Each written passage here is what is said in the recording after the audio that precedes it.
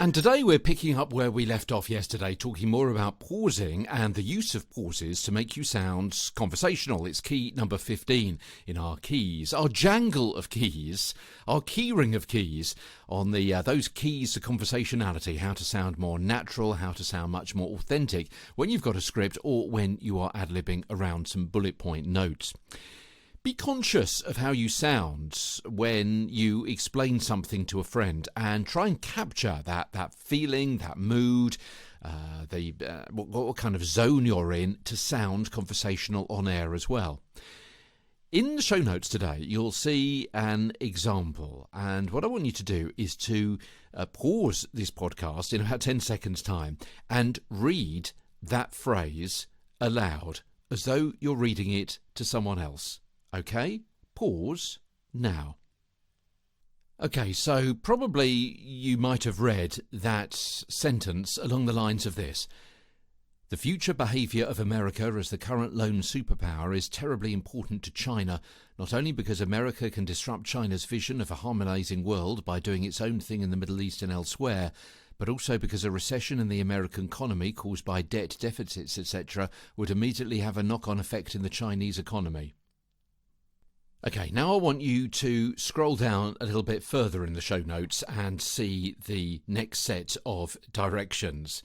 And you'll see that, first of all, that I've repeated the sentence about America and China and the Middle East, but I've made a few changes to the script. And what I want you to do is pause for breath where there are ellipses. Yeah, as we discussed yesterday, ellipses are the ...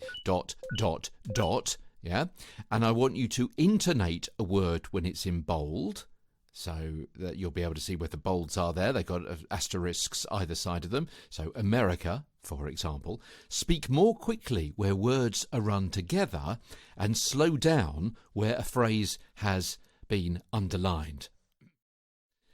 Okay, so what you'll then end up with is a slight change of pace and a slight change with your pausing and where you're putting it. In other words, you're not just pausing where there is a comma. In fact, you may not be pausing where there's a comma at all.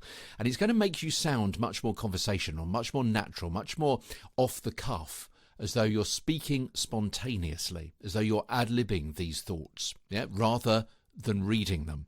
So it's going to end up, and everyone's going to be a little bit different, but it's going to end up something like this. The future behaviour of America as the current lone superpower is terribly important to China, not only because America can disrupt China's vision of a harmonising world by doing pretty much its own thing in the Middle East and elsewhere, but also because a recession in the American economy would, of course, immediately have a knock-on effect on the Chinese economy. Yeah? Just by pausing and emphasising certain words and changing the pace, you now sound as if you're thinking about what you're saying, as if you're drawing on your vast general knowledge of China's macroeconomic policies.